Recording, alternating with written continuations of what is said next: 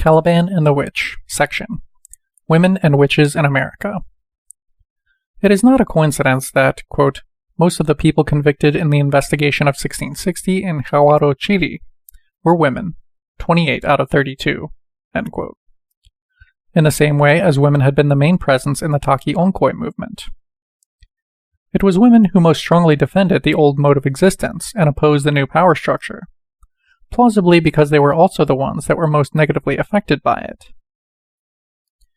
Women had held a powerful position in pre-Columbian societies, as reflected by the existence of many important female deities in their religions.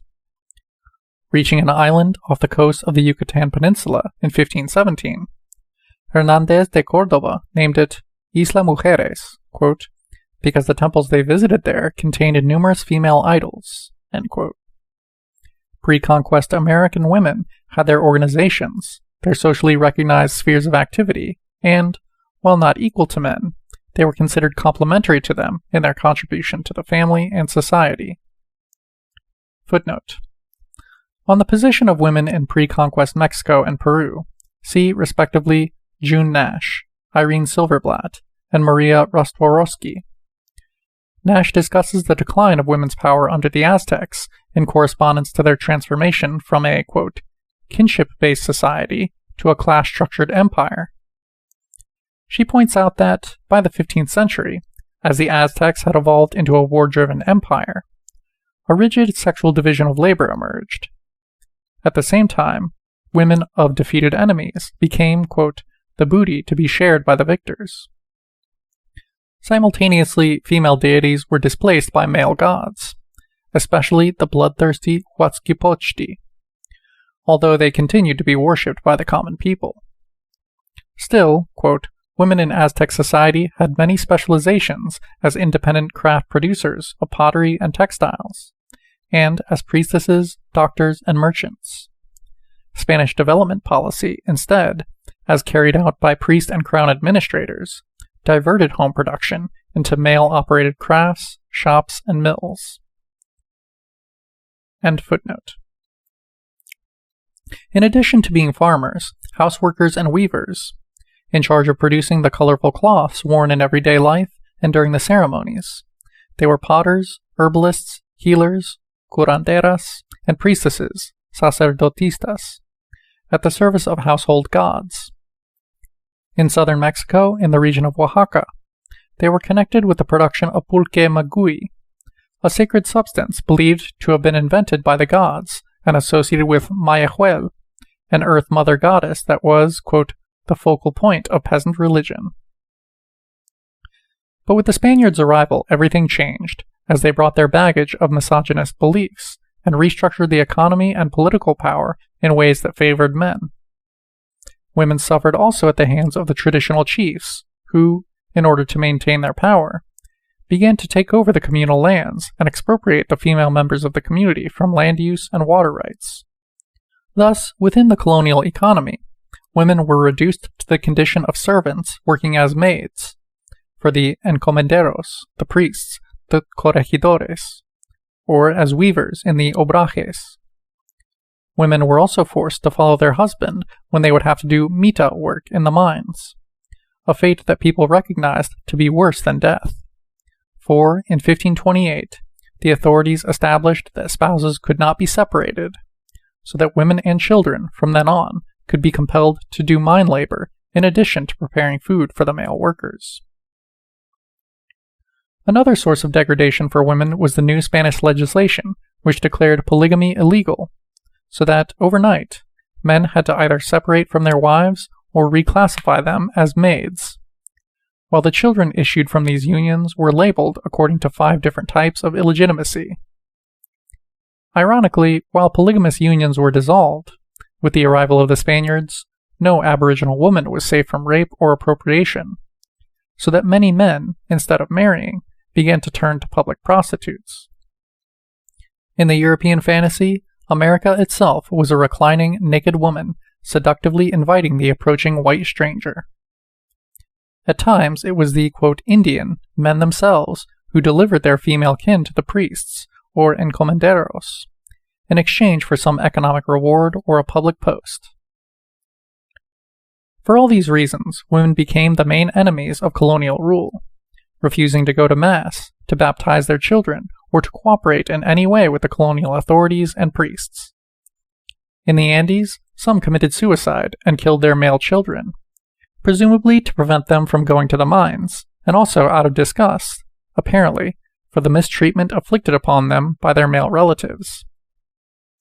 Others organized their communities, and, in front of the defection of many local chiefs who were co-opted by the colonial structure, became priests, leaders, and guardians of the huacas, taking on functions which they had never previously exercised. This explains why women were the backbone of the Taki Onkoi movement. In Peru, they also held confessions to prepare people for when they would meet with the Catholic priests, advising them as to what it should be safe to tell them and what they should not reveal. And while before the conquest women had been in charge exclusively of the ceremonies dedicated to female deities, afterwards they became assistants or principal officiants in cults dedicated to the male ancestor huacas, something that before the conquest had been forbidden. They also fought the colonial power by withdrawing to the higher plains, punas, where they could practice the old religion. As Irene Silverblatt notes, beginning of long quote, while indigenous men often fled the oppression of the mita and tribute by abandoning their communities and going to work as yaconas, quasi-serfs, in the merging haciendas, women fled to the punas, inaccessible and very distant from the reducciones of their native communities. Once in the punas, women rejected the forces and symbols of their oppression, disobeying Spanish administrators, the clergy, as well as their own community officials. They also vigorously rejected the colonial ideology, which reinforced their oppression, refusing to go to Mass, participate in Catholic confessions, or learn Catholic dogma. More important, women did not just reject Catholicism, they returned to their native religion, and, to the best that they could, to the quality of social relations which their religion expressed. End of long quote. By persecuting women as witches, then, the Spaniards targeted both the practitioners of the old religion and the instigators of anti-colonial revolt, while attempting to redefine, quote, the spheres of activity in which indigenous women could participate. As Silverblatt points out, the concept of witchcraft was alien to Andean society. In Peru as well, as in every pre-industrial society, many women were, quote, specialists in medical knowledge, being familiar with the properties of herbs and plants, and they were also diviners. But the Christian notion of the devil was unknown to them. Nevertheless, by the 17th century, under the impact of torture, intense persecution, and, quote, forced acculturation, the Andean women arrested, mostly old and poor, were accusing themselves of the same crimes with which women were being charged in the European witch trials: pacts and copulation with the devil, prescribing herbal remedies, using ointments, flying through the air, making wax images.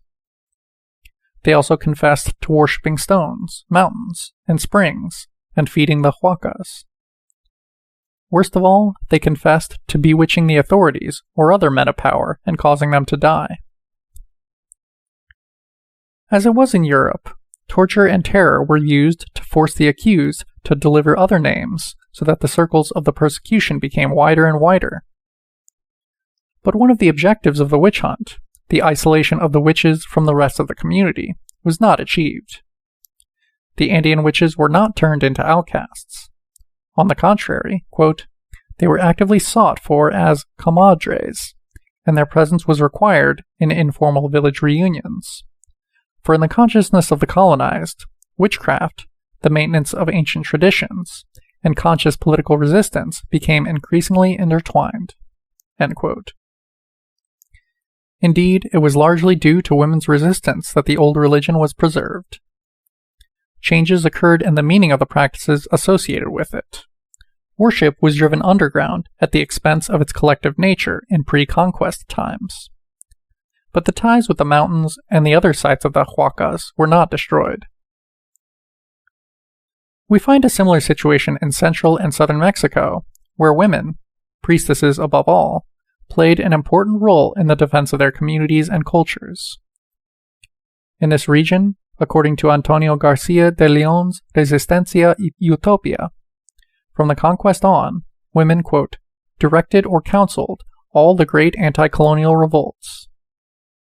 In Oaxaca, the presence of women in popular rebellions continued into the 18th century, when, in 1 out of 4 cases, they led the attack against the authorities, quote, and were visibly more aggressive, insulting, and rebellious, end quote. In Chiapas, too, they were the key actors in the preservation of the old religion and the anti-colonial struggle. Thus, when, in 1524, the Spaniards launched a war campaign to subjugate the rebellious Chiapacanecos, it was a priestess who led the troops against them. Women also participated in the underground networks of idol worshippers and resistors that periodically were discovered by the clergy. In 1584, for instance, upon visiting Chiapas, the Bishop Pedro de Feria was told that several among the local Indian chiefs were still practicing the old cults, and that they were being counseled by women, with whom they entertained filthy practices, such as Sabbath-like ceremonies, during which they mixed together and turned into gods and goddesses, the women being in charge of sending rain and giving wealth to those who asked for it. End quote. It is ironic, then, in this view of the record, that Caliban and not his mother Sycorax, the witch, should be taken by Latin American revolutionaries as a symbol of the resistance to colonization. For Caliban could only fight his master by cursing him in the language he had learned from him, thus being dependent in his rebellion on his, quote, master's tools. He could also be deceived into believing that his liberation could come through a rape, and through the initiative of some opportunistic white proletarians transplanted in the New World, whom he worshipped as gods.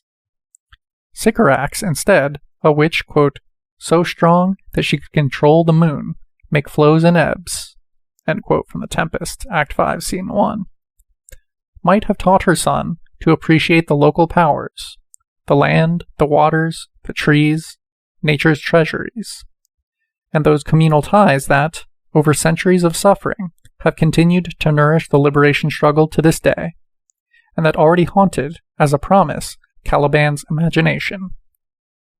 Beginning of long quote. Be not afeard, the isle is full of noises, sounds, and sweet airs, that give delight and hurt not.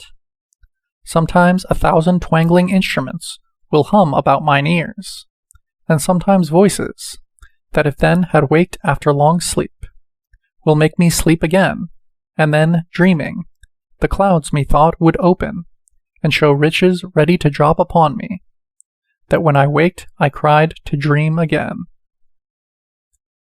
End quote from The Tempest, Act 3. End of section.